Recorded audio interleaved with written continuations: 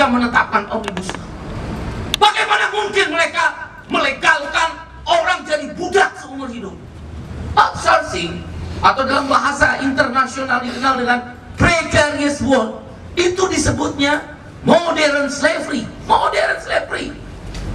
Seluruh dunia bersepakat outsourcing, precarious work, casual works, non-manual works, itu adalah bentuk-bentuk yang disebut modern slavery.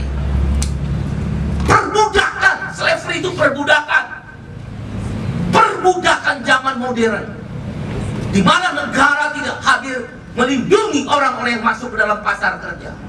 Negara membiarkan kebrutalan, kebiadaban para pemilik modal menguras, mengeksploitasi keringat, bahkan darah, cucuran air mata kaum-kaum kelas pekerja.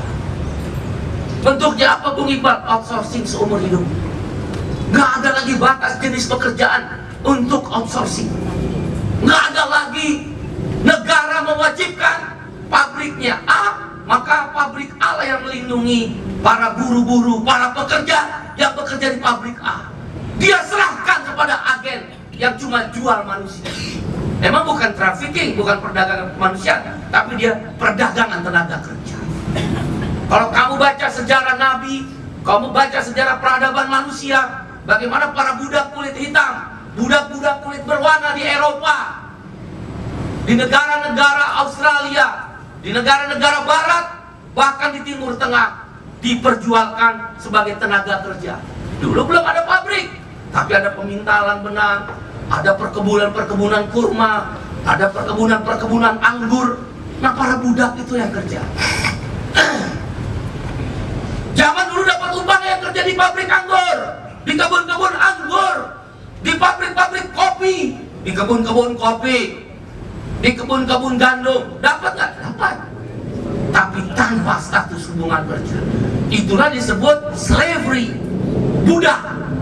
Hari ini Omnibus Law, kemenangan para pemilik modal, kemenangan orang-orang kaya yang rakus dan serakah. Kita tidak anti orang kaya, kita tidak anti pada modal. Yang kita anti adalah rakus dan serakah.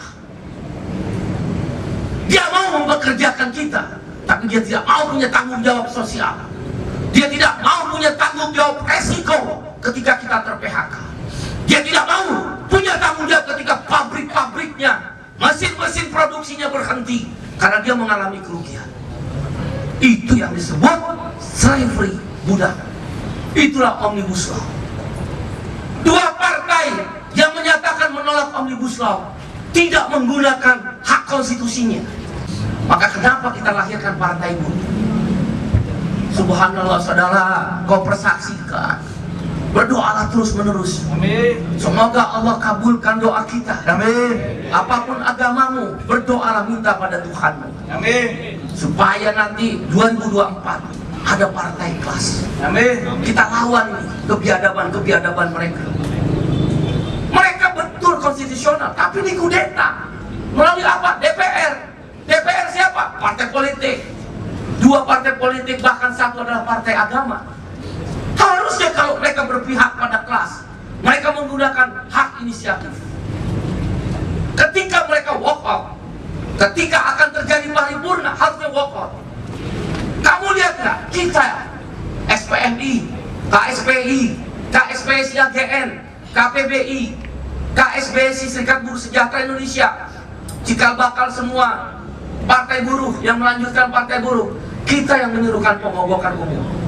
Terjadilah 8 Oktober, puncak dari pemogokan nasional.